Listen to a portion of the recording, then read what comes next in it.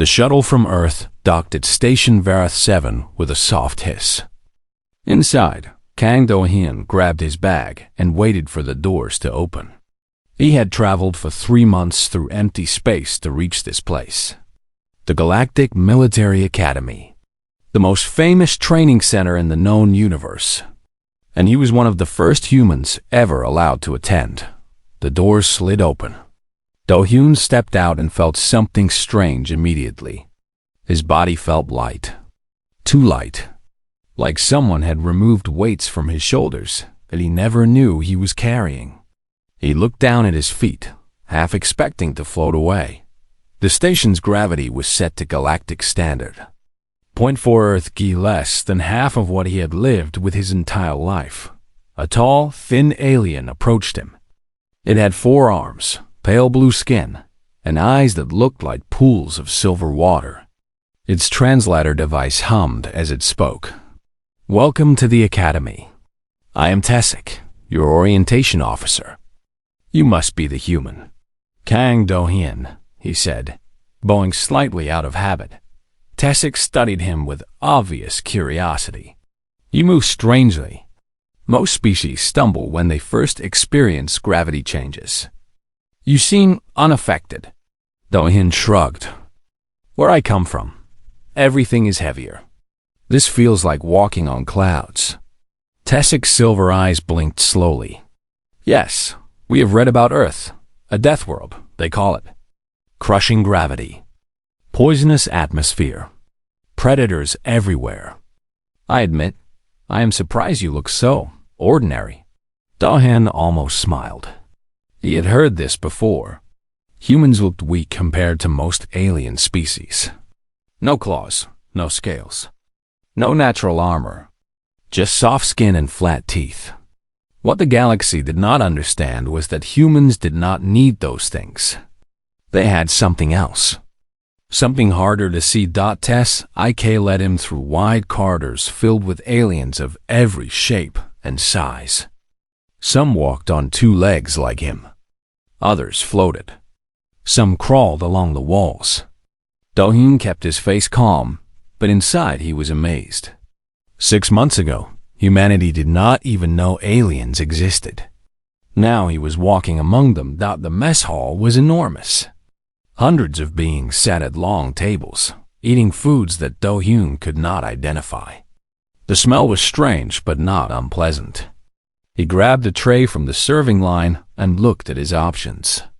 Most of it looked like colored paste. He chose something brown that the label said was protein-based. He found an empty seat at the end of a table and began to eat. The paste tasted like nothing. He missed his grandmother's cooking already. "So this is the Earthling." Do-hyun looked up. 5 large reptilian aliens stood around him. They were massive. The smallest one was at least 7 feet tall with shoulders like mountains. Their scales were dark green and their eyes glowed yellow in the artificial light. The leader stepped forward. He was the biggest of them all. His arms were thick as tree trunks and covered in old scars. "I am Brax of Karth," the alien said. His voice was deep and rumbling. "My people come from a high-gravity moon. We are the strongest warriors in the coalition. And you—" He leaned down, bringing his face close to Do-hyun's. "You are from the famous Deathworld, the planet where everything tries to kill you." Do-hyun did not move. He did not blink. "That is correct." Brax laughed. It sounded like rocks grinding together. "Look at you, small, soft, no claws, no fangs. How did your species even survive?" "We are stubborn," Do-hyun said simply. This made the other Korthi laugh even harder. Brax slapped his hand on the table, making Do-hyun's tray jump. "Stubborn! He says they are stubborn." Brax wiped a tear from his yellow eye. "Listen, little human. This academy has trained warriors for 300 years.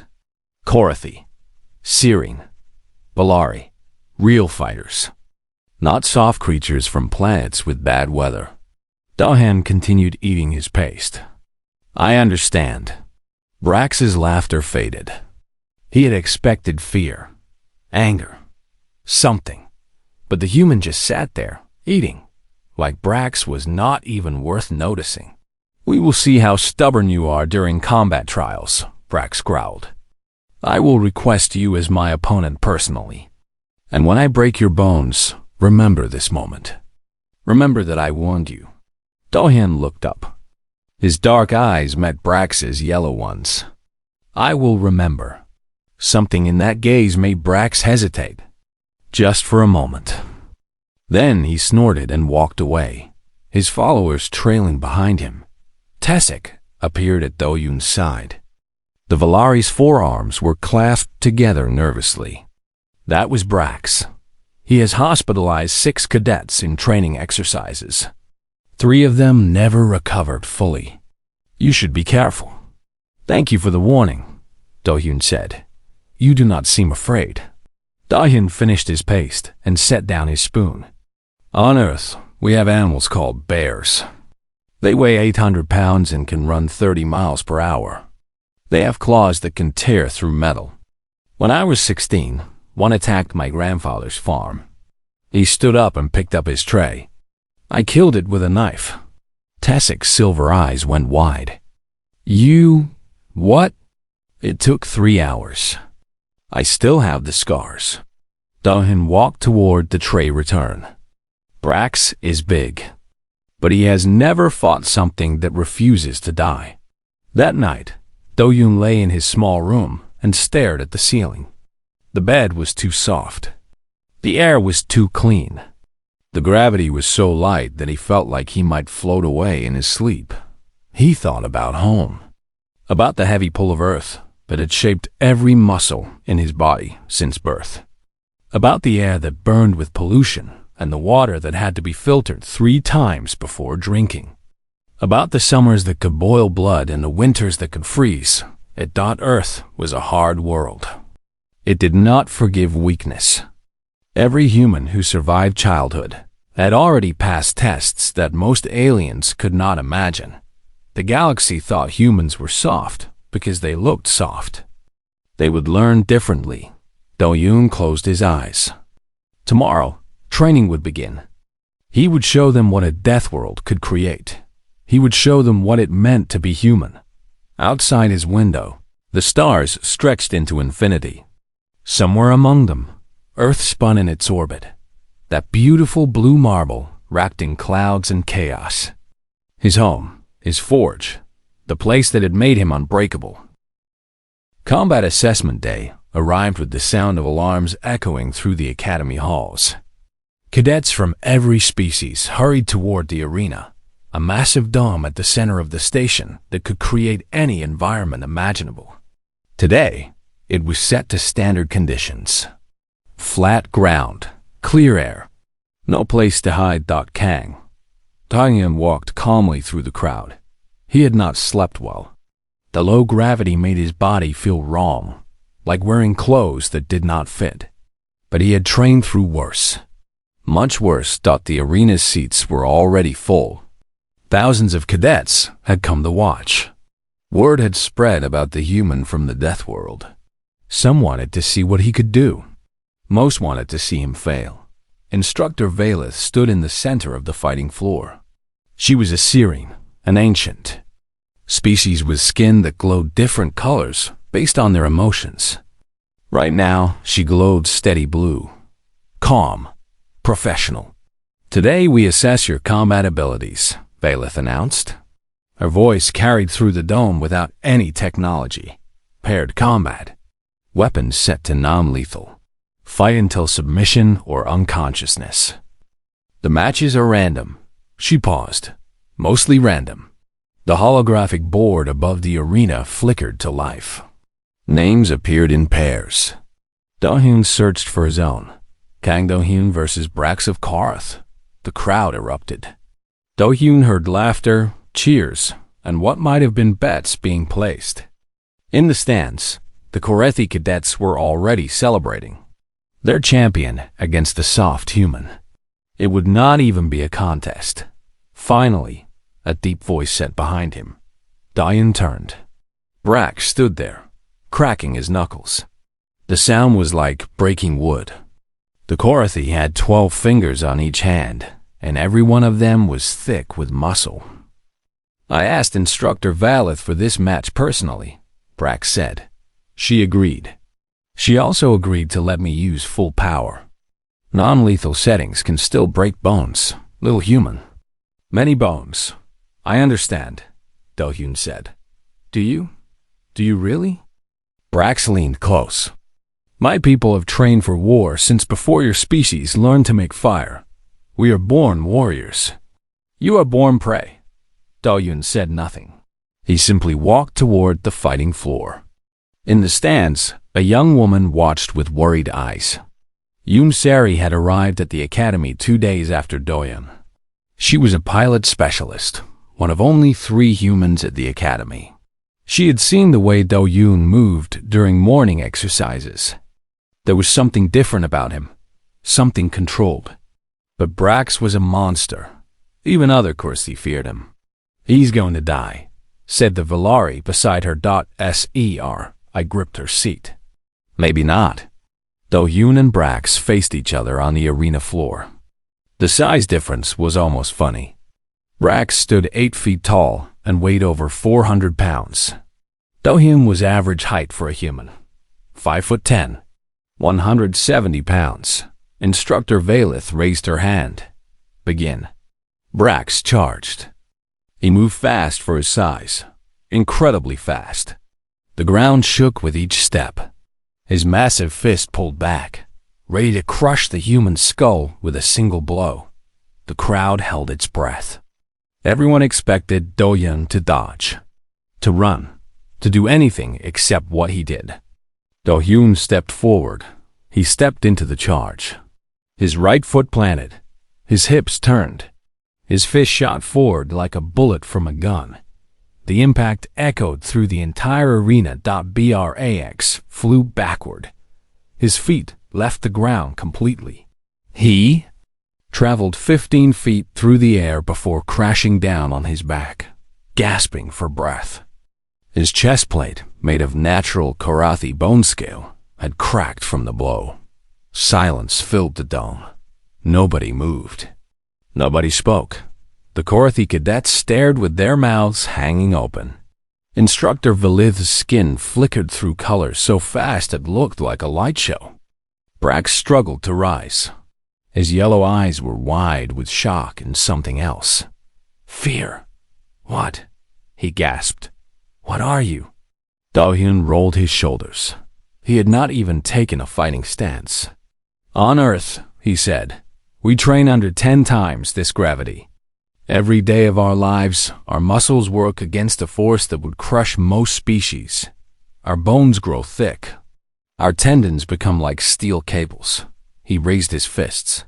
"Here, in your standard gravity, I am holding back with every movement. Because if I do not hold back, I would move too fast. Hit too hard." He took 1 step forward. Brax flinched. "This gravity feels like a dream to me," Do-hyun continued. "Like I'm underwater. Like I am floating. Do you understand now? Your high-gravity moon is nothing compared to Earth." "Nothing." Brax roared and charged again. His pride would not let him surrender. He swung with both arms, massive fists that could crush stone. Do-hyun moved to the watching crowd. It looked like he disappeared. One moment, he was in front of Brax. The next moment, he was beside him. His elbow drove into Brax's temple with perfect precision. The Korathi dropped like a puppet with cut strings. 4 seconds. The entire exchange lasted 4 seconds. Instructor Vila's skin had turned pure white, the searing color of absolute shock. Match concluded.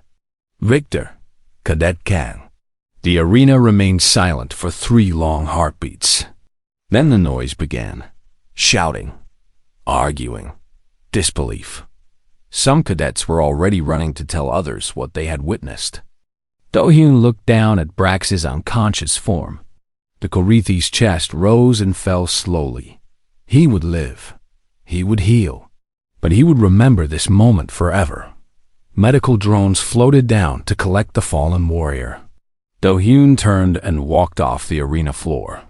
His face showed nothing. No pride. No satisfaction. No emotion at all. In the stands, Yoon-seri let out a breath she did not know she was holding. The Valari beside her had turned pale blue. Their species' expression of pure terror.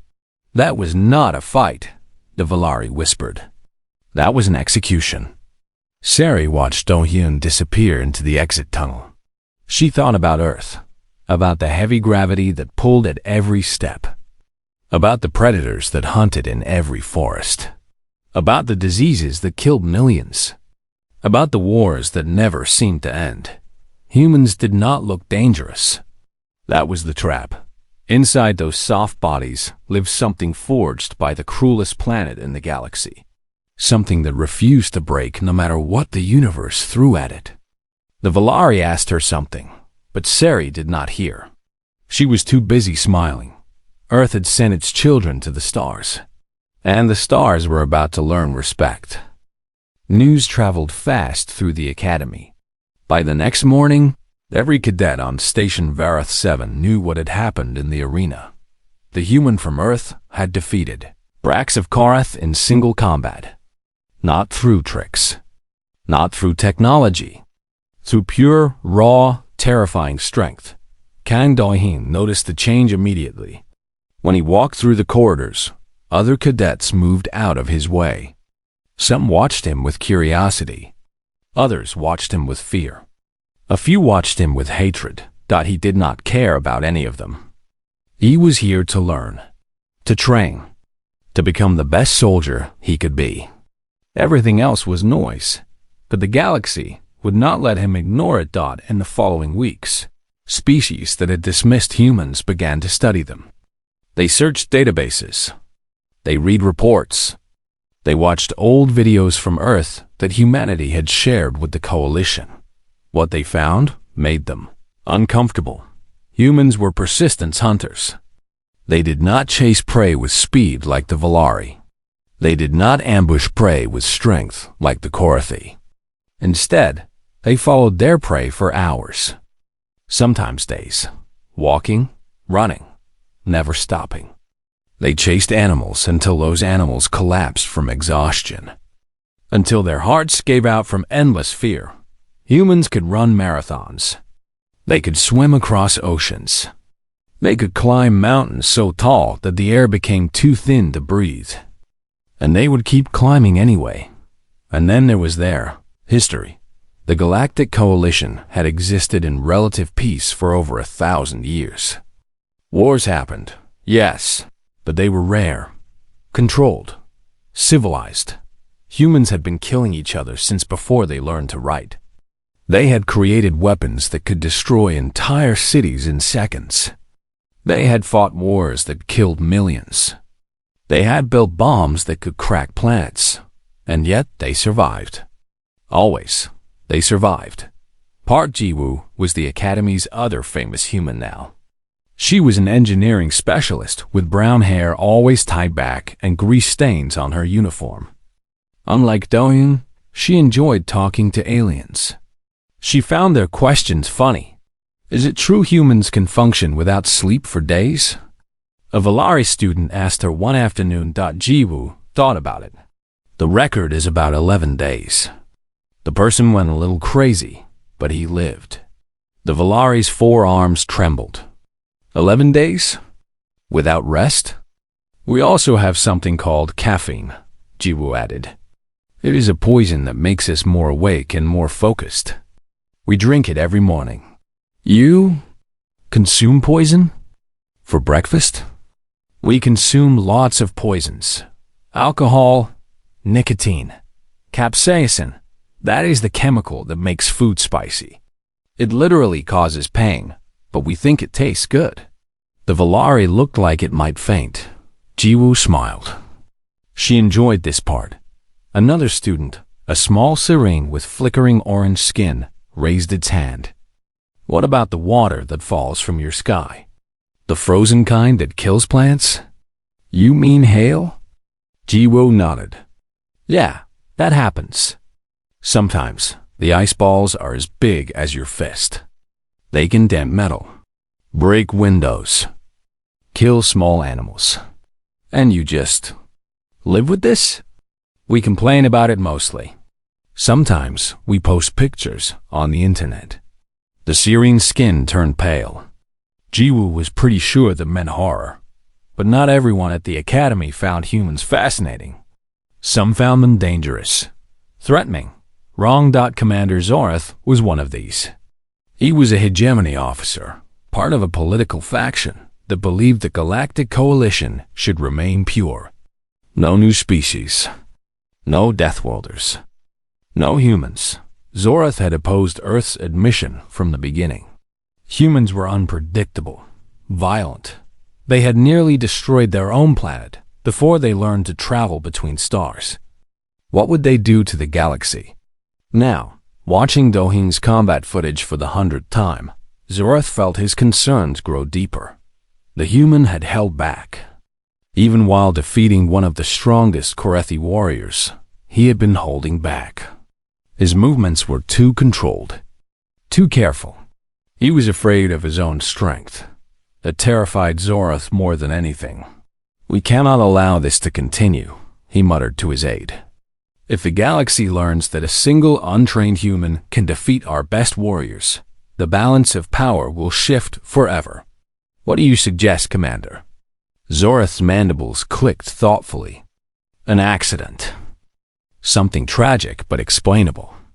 The human cadets must not survive to graduation. Meanwhile, Do-hyun had found unexpected allies.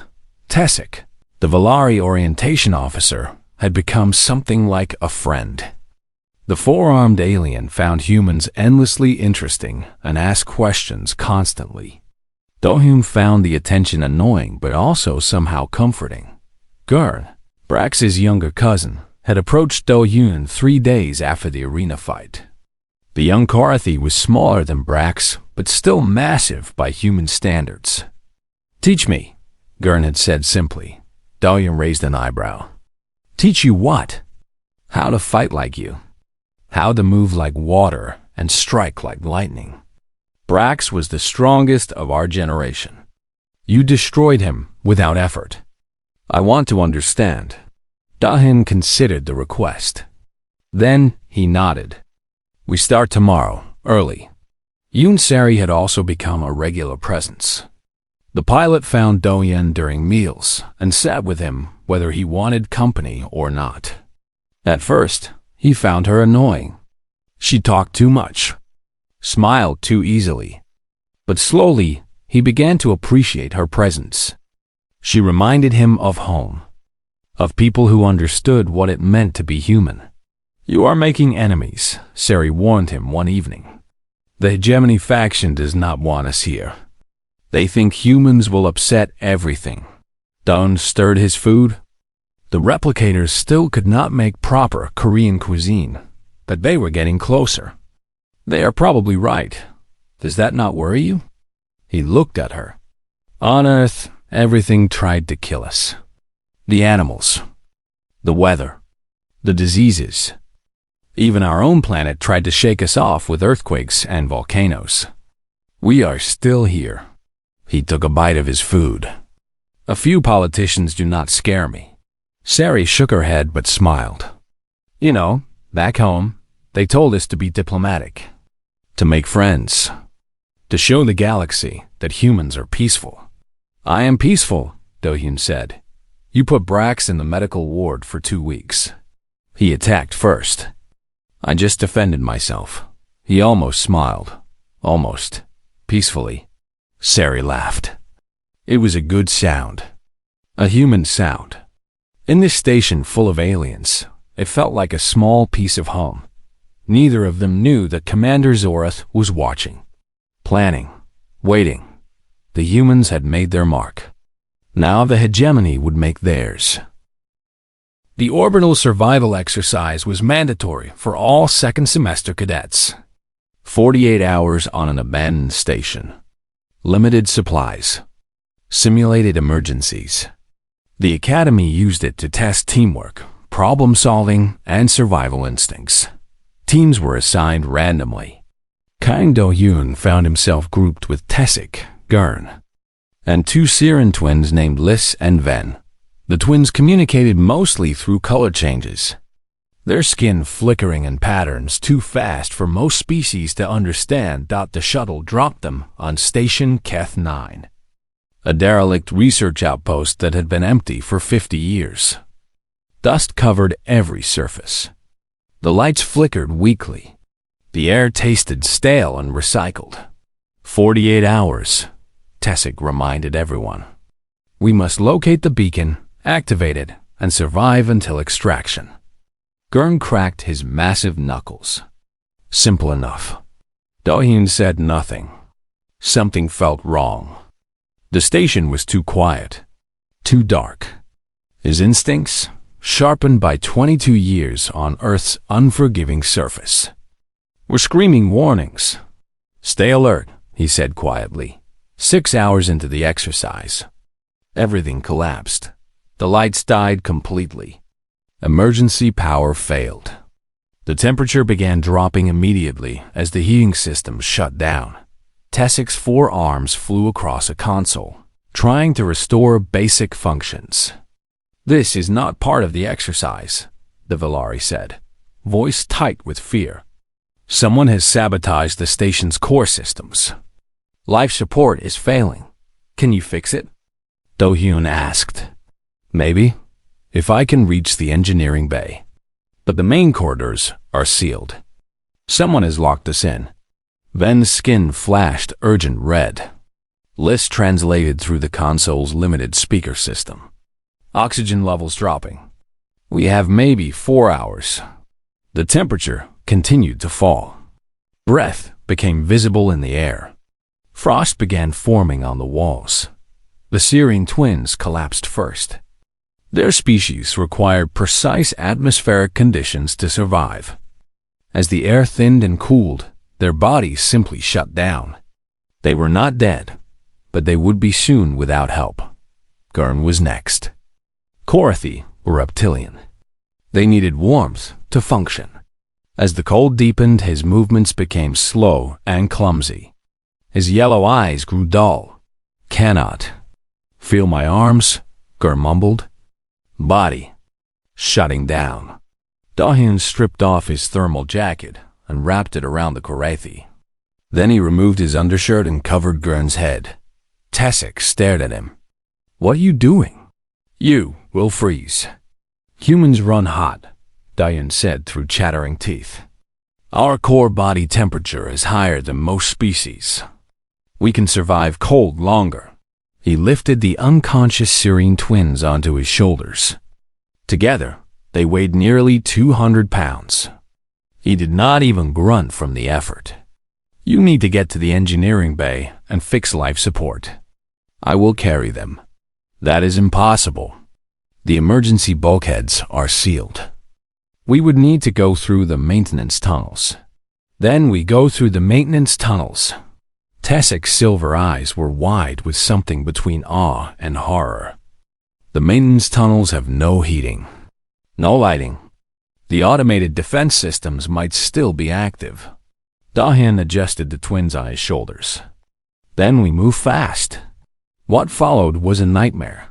The maintenance tunnels were dark as a cave and cold as a freezer. Do-hyun moved first, carrying the twins while Tessik dragged Gurn behind them. Every breath burned. The thin atmosphere made his head spin. Ice formed on his skin and cracked. When he moved, his fingers turned black. Frostbite. He ignored it. His lungs screamed for oxygen. He breathed slower, deeper. An old trick from mountain climbing on Earth. Then the defense drones found them. 6 security robots, activated by the saboteur to eliminate any survivors. They came from the darkness with weapons hot and targeting systems locked. Do-hyun set down the twins carefully. He picked up a metal pipe from the floor. It was frozen. It burned his hands. He did not care. Get them to engineering, he told Tessik. I will handle this. There are 6 of them. I know, He stepped forward. Go, now. The first drone fired. Do-hyun moved in full Earth gravity. He was fast. In 0.4G, he was something else entirely. A blur. A ghost. The drone shot hit empty air where he had been a heartbeat before. The pipe connected with the drone's sensor cluster. Metal screamed against metal. The robot went down. 5 left. They swarmed him. Coordinated. Efficient. Designed to kill. Do-hyun did not fight efficiently. He fought desperately. Savagely. Like a wild animal backed into a corner. The pipe bent from the force of his blows. When it broke, he used his fists. When his fists bled, he kept hitting. 3 years of military training on Earth. 18 years of surviving a death world before that. Every lesson, every scar, every moment of pain and fear and triumph. It all came together in that frozen tunnel. The last drone fell in pieces. Do-hyun stood over the wreckage, breathing hard. His hands were destroyed. His ribs were probably cracked. His vision was blurring from oxygen deprivation. He picked up the twins, again, and kept walking. Tessek had reached engineering. The Valari worked frantically while Do-hyun stood guard at the door, swaying on his feet but refusing to fall. Life support. Restored. Tessek shouted. Warm air began flowing. The lights flickered back on. Emergency beacons activated. Do-hyun finally allowed himself to sit. Just for a moment. Just until his vision stopped swimming. He did not remember the rescue team arriving. Did not remember them carrying him to the medical shuttle. Did not remember the doctors' shocked faces when they saw his injuries. He only remembered waking up in the Academy Medical Bay 3 days later, with Tessek and Gurn and the Syrian twins standing around his bed, alive and healthy. You saved us, Gurn said. The big Carthy's voice was rough with emotion. You nearly died saving us. Do-hyun looked at his bandaged hands. The doctor said he would heal. Humans always healed. You are my team. Tessek's silver eyes were wet. Valari could cry, apparently. The investigation found the saboteur's identity. Commander Zorth. He wanted to kill the human cadets. Create an incident that would expel Earth from the coalition. Did it work? Do-hyun asked. Tessek almost smiled. No. Footage of your actions spread across the galactic networks. Everyone saw what you did. A human, half-frozen and suffocating, carrying 4 aliens to safety while destroying combat drones with his bare hands. The Valari touched Do-hyun's shoulder gently. You did not create an incident. You created a legend. Do-hyun closed his eyes. He was tired. So tired. But somewhere deep inside, past the exhaustion and pain, he felt something warm. Pride. Not for himself. For his species. For his planet. Earth had made him. And Earth would never let him break. The Grand Hall of Justice had not been this full in over a century. Representatives from dozens of species filled the observation galleries. Diplomats, military, leaders, journalists, everyone wanted to witness the trial of Commander Zorth, and everyone wanted to see the humans who had survived his murder. Attempt. Kang Do-hyun walked into the hall with his teammates beside him. Tessek, Gurn, the Syrian twins, Lis and Ven. Behind them came Yoon Seri and Park Ji-woo, the other human cadets who had become symbols of Earth's presence in the coalition. Do-hyun's hands were still bandaged. The frostbite scars would fade with time, the doctor said, but they would never disappear completely. He did not mind. Scars were reminders. Lessons written on skin. Commander Zorth stood in the center of the hall, bound by energy restraints. His mandibles clicked constantly, a sign of rage in his species. When he saw Do-hyun, his clicking grew louder. You should be dead, Zorth hissed. All of you should be dead. I calculated everything perfectly. The cold, the atmosphere, the drones. No species could have survived those conditions. Do-hyun said nothing. Admiral Keth presided over the hearing. The elderly Valari had served the coalition for 200 years. Her silver eyes had seen empires rise and fall. Now they studied Zorath with cold disappointment. "Commander Zorath," she said, "the evidence against you is complete. You sabotaged Station Keth 9. You attempted to murder 5 cadets, including 2 humans, 1 Valari, 1 Korathi, and 2 Searing. You violated 17 coalition laws. You betrayed your oath as an officer." "I did what was necessary," Zorath snarled. "Humans are a threat. You do not understand what they are, what they can become. Explain yourself." Zorath turned to face the galleries. His voice rose, carrying to every corner of the hall. "Look at them. They seem harmless, weak, small, but they are not. They come from a planet of constant death. Their gravity crushes bones. Their atmosphere contains poison. Their weather can kill in seconds. Every predator on their world is designed to eat them, and they hunted those predators to extinction." He pointed at Do-hyun with a trembling claw. "That one. That single human. He carried 4 beings through conditions that should have killed him. His fingers were black. His lungs were failing. And he kept moving. He destroyed 6 combat drones with a metal pipe and his bare hands. Do you understand what that means? A single untrained human, operating at the edge of death, was more dangerous than our military technology." The hall was silent. Zorath's words hung in the air like smoke. "They will not stop," the commander continued. "They cannot stop. It is in their nature. They will spread across the galaxy. They will grow stronger. And one day, they will decide that they do not need the coalition anymore. They will take what they want, just like they took their own planet from every other species that tried to live there." Admiral Keth waited for him to finish. Then she turned to Do-hyun. "Cadet Kang, you have heard the commander's words. You nearly died saving members of species who have historically dismissed your kind. You had no obligation to risk yourself. Yet you did." She leaned forward. "Why?" Do-hyun stood slowly. The room watched his every movement. He could feel the weight of a million eyes, both in the hall and across the galaxy through broadcast systems.